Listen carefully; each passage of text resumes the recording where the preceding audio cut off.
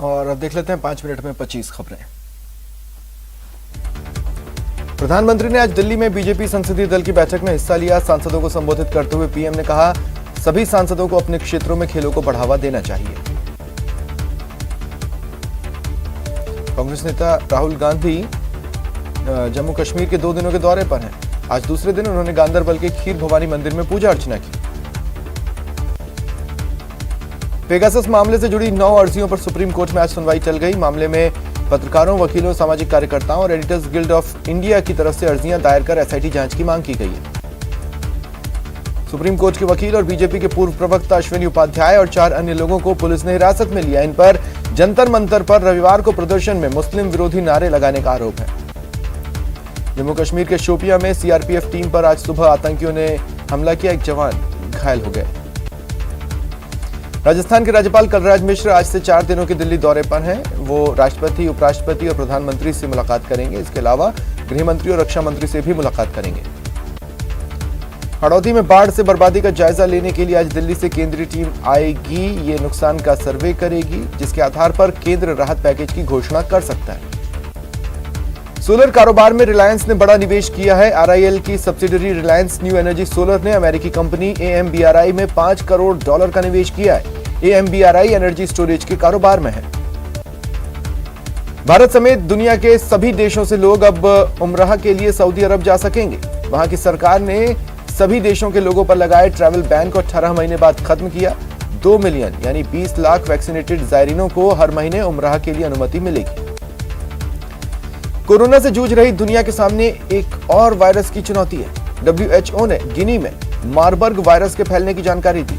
विश्व स्वास्थ्य संगठन के मुताबिक पश्चिमी अफ्रीका में यह अब तक का पहला मामला है। देश में कोरोना केसेस में गिरावट है। बीते 24 घंटे में 27,421 नए केस आए, 41,457 रिकवर हुए, 376 लोगों की मौत हुई। वहीं एक्टिव केसेस में 14,402 की कमी आई। अब 3,82,000 एक्टिव केसेस हैं। यह आंकड़ा 23 मार्च के बाद सबसे कम है।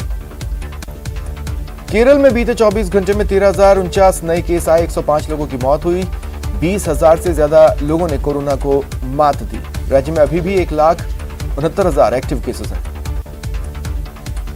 सरकार ने वैक्सीन सर्टिफिकेट हासिल करने की प्रक्रिया को आसान करने के लिए कदम उठाया है। अब सर्टिफिकेट व्हाट्सएप के जरिए चंद सेकंड में हासिल किया जा सकेगा।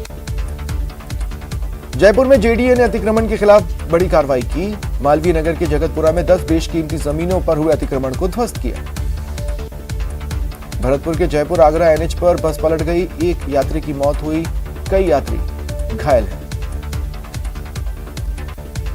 अलवर में बारिश से भरे कुंडों में लोग जान जोखिम में डाल रहे हैं। हर रोज भारी संख्या में लोग पहुंच रहे हैं और नहाने का मजा ले रहे हैं। इस दौरान कोरोना गाइडलाइन का खुलेआम उल्लंघन हो रहा है। सवाई माधोपुर के रणथंभौर, दुर्ग और त्रिनेत्र गणेश मंदिर मार्ग में भूस्खलन के कारण पहाड़ों की चट्टानें गिर गईं, रोड जाम हो गया। वन विभाग और सार्वजनिक निर्माण विभाग के कार्मिक रास्ता बहाल करने में जुटे हैं। भारी बारिश के बाद यूपी के प्रयागराज में गंगा और यमुना नदियां उफान पर हैं। यमुना का जलस्तर खतरे के निशान को पार कर गया है। शहर की कई निचली बस्तियों में पानी भर गया है, लोग परेशान हैं।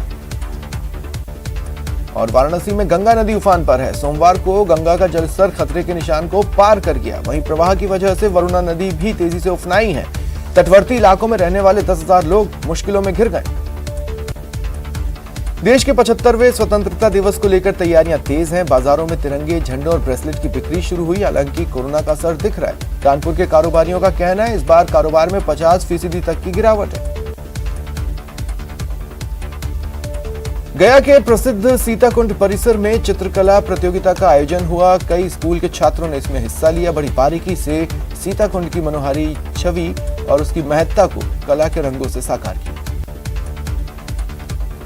विश्व आदिवासी दिवस के मौके पर सहकारिता मंत्री उदयलाल आंजना अपने आप को गैर नृत्य करने से नहीं रोक पाए। उन्होंने अपने विधानसभा क्षेत्र के गांव में आदिवासी समुदाय के साथ ढोल की थाप पर पारंपरिक गैर नृत्य किया।